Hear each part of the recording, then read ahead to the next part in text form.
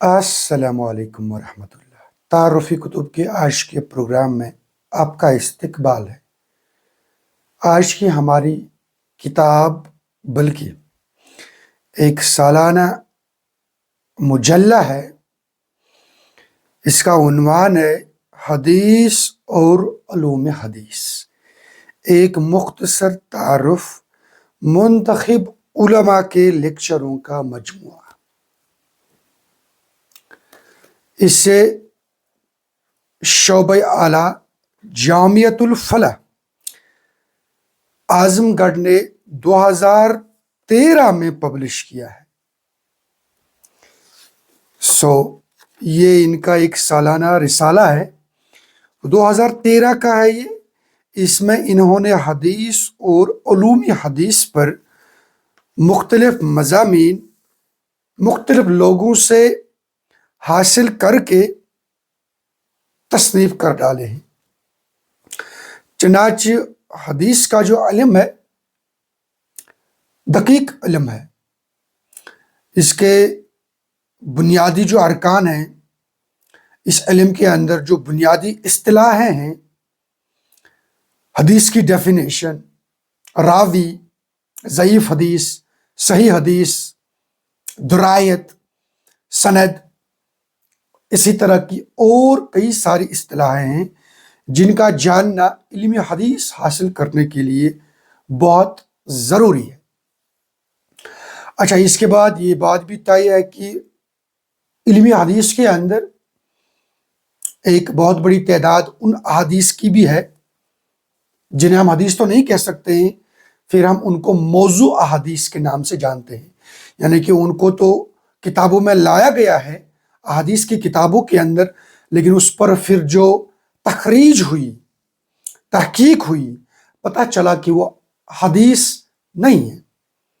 اس لحاظ سے بھی یہ بڑا وسیع علم ہے کہ آپ نے جاننا ہوتا ہے کہ حدیث کی جو لیول ہے، اس میں بھی پھر لیولز ہوتے ہیں، اتھنٹسٹی کی لیولز ہوتی ہیں، جسے ہم کہتے ہیں اس کی جو حقانیت ہے، ثقافت ہے، اس کی کتنی لیول ہے، یہ جاننا بھی بہت ضروری ہے۔ اور پھر اس کے بعد احادیث کے علم کے اوپر اتنا کام کر دیا گیا ہے، اتنی تحقیق کر دی گئی ہے کہ جدید زمانے کی تحقیق بھی اس کے سامنے ماند پڑ جاتی ہے۔ محض ایک شخصیت یعنی رسول اکرم صلی اللہ علیہ وسلم کے حالات و کوائف کو جاننے کے لیے وتھ اتھینٹسٹی 6 لاکھ اور انسانوں کو جانچا گیا، پرکھا گیا۔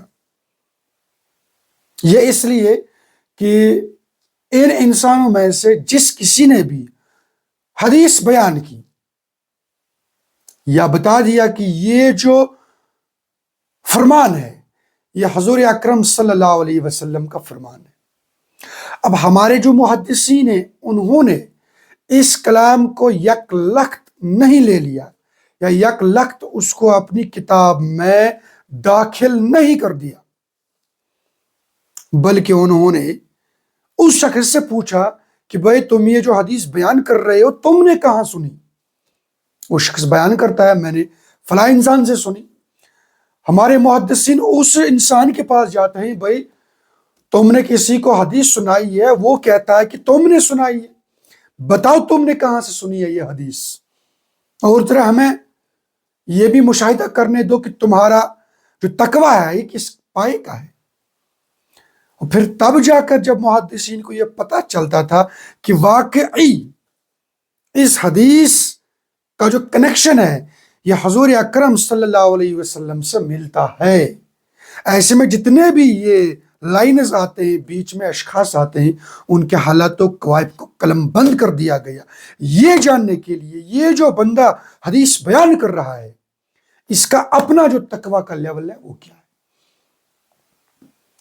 اس طرح کا یہ علم ہے جس کو ہم علم حدیث کے نام سے جانتے ہیں۔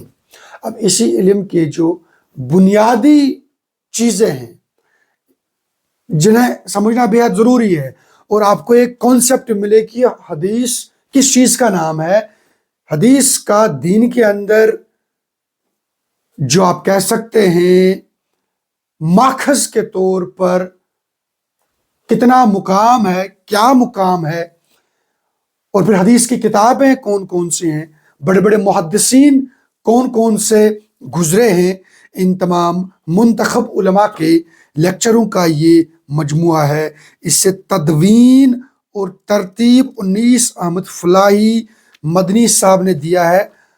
اس موضوع پر اگرچہ آپ کو بہت ساری کتابیں پڑھنے کو مل جائیں گی، لیکن مجھے یہ کتاب بڑی اچھی محسوس ہوئی، خاص کر ہمارا وہ نوجوان طبقہ جو جاننا چاہتا ہے حدیث کس چیز کا نام ہے، انہیں یہ کتاب ضرور پڑھنی چاہیے۔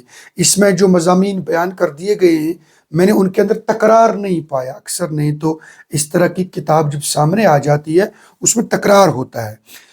اس میں عربی زبان اور ادب پر حدیث کا اثر، یہ بھی ایک بڑا منفرد موضوع ہے۔ اس پر ڈاکٹر ابو سفیان اصلاحی صاحب نے بات کی ہے۔ اس میں حدیث اور مستشرقین کے حوالے سے بھی بات کر دی گئی ہے۔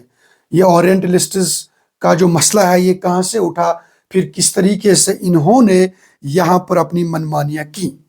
لیکن اس کتاب کے اندر ایک مضمون ہے شیعہ اور حدیث۔ مجھے ایک تو یہ مضمون یہاں پر ضروری لگا، اٹ واز نیسسری، مگر اس موضوع پر جس طرح سے لب کشائی کی ہے وہ موضوع کے ساتھ اس کتاب کے ساتھ مطابقت نہیں رکھتا ہے۔ سو آئی تھنک یہ ایک یہاں پر ٹاپک ایسا ہے جس پر نظر ثانی کرنے کی ضرورت ہے۔ تو اس لحاظ سے آل دوز پیپل جو جاننا چاہتے ہیں اس حوالے سے، ان کے لیے یہ کتاب بڑی مفید ثابت ہو جائے گی۔ السلام علیکم ورحمۃ اللہ۔